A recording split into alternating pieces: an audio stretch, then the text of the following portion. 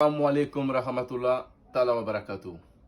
Mes chers frères et sœurs, c'est un immense plaisir pour moi de toujours partager des moments islamiques avec vous. Alors aujourd'hui, le thème que je me suis proposé de vous relater aujourd'hui, c'est de vous parler aujourd'hui du fléau qui sévit en ce moment dans ce monde, qui est le coronavirus. Alors, notre vénéré prophète Mohammed, paix salut sur lui, a dit dans la 10 que lorsque ces signes-là viendront, comment nous préparer mentalement, spirituellement pour affronter ces genres d'événements. Mais aujourd'hui, je vois que nous sommes tous perdus dans le plus grand désert de l'ignorance.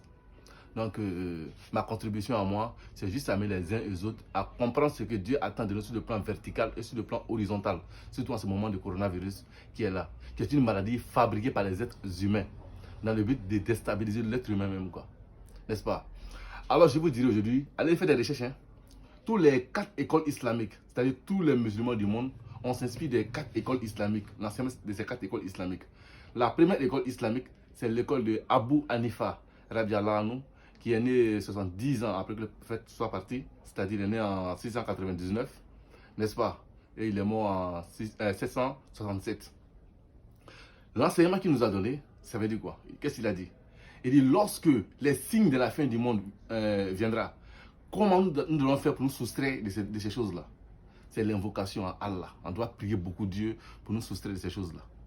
La deuxième école islamique, c'est l'école de Imam Malik Anas, qui est né en 715 et il est mort en 795. Lui aussi, il a donné encore les mêmes choses aussi. C'est-à-dire, lorsqu'il y a des problèmes, comme ça quand ça ne va pas, la seule personne qui peut nous sauver, c'est Dieu. Alors on doit faire recours vers Dieu. La troisième école islamique, c'est l'école de Idriss Safiou, n'est-ce pas? Ça c'était vers 700 aussi jusqu'au début 800. Mêmes enseignements aussi. Et enfin, la quatrième école islamique, c'est l'école de Ambal Ahmad. Ça c'était en 880 qu'il est mort, n'est-ce pas? Et tous ont enseigné ce comportement-là. C'est-à-dire que lorsqu'il y a des problèmes, faisons recours vers Dieu. Mais aujourd'hui, ce système qui se passe aujourd'hui, on veut nous détourner de la loi de Dieu, nous imposer les systèmes, et c'est ce qui n'est pas bon. Si les 156 précurseurs de la fin du monde, là, tout ce que nous vivons aujourd'hui, en fait partie. Le prophète Mohammed, paix salut sur lui, a dit, il arrivera un moment où les êtres humains s'entretueront sans cause. Et voilà aujourd'hui, on s'entretue pourquoi? Sans cause pourquoi?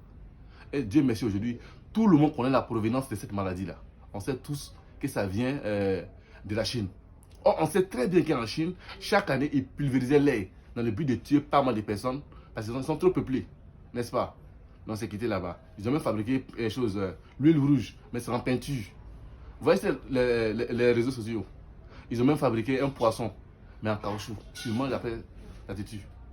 Même le riz quand on mange, ils ont fait le riz en caoutchouc aussi. Tout ça dans le but de tuer les êtres humains. Parce qu'ils ont dit qu'ils veulent tuer 90% de la population humaine. Et les 10 autres % seront injectés. Ils ne pourront pas avoir d'enfants. Et l'Afrique sera vide.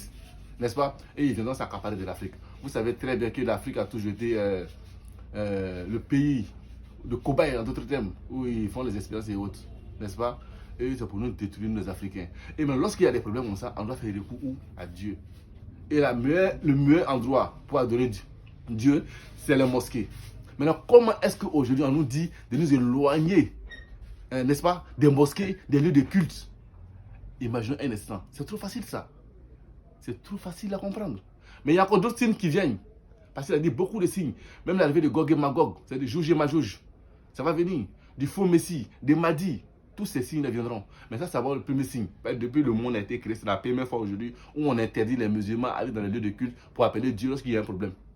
Il n'y a aucun hadith qui le dit. Au contraire, tous les hadiths le disent. Même le plus grand savant, le dernier grand savant musulman, qui s'appelle, lui, il est né en 1914 et il est mort en 1999. Lui, c'est Cheikh Albani. Lui aussi, ils ont même enseigné la même chose. Lorsqu'il y a des problèmes, on doit faire recours à l'islam. Le meilleur endroit pour appeler Dieu, c'est dans les mosquées. Alors pourquoi fermer les mosquées?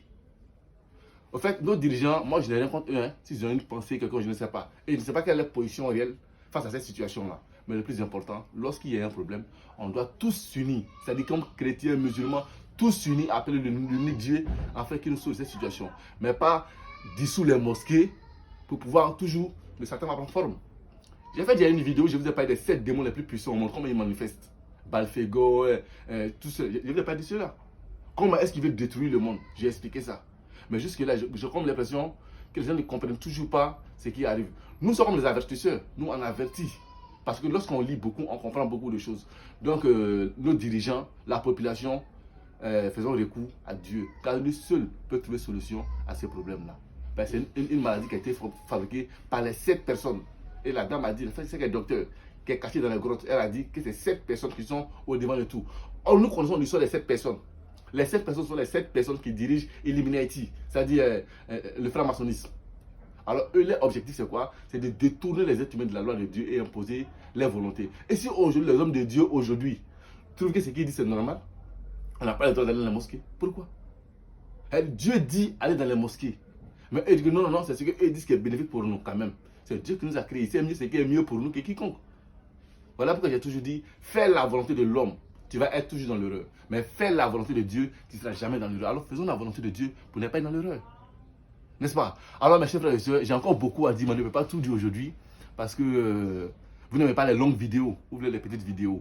Ça c'est juste par rapport au virus fléau, à ce fléau coronavirus, n'est-ce pas, Covid-19.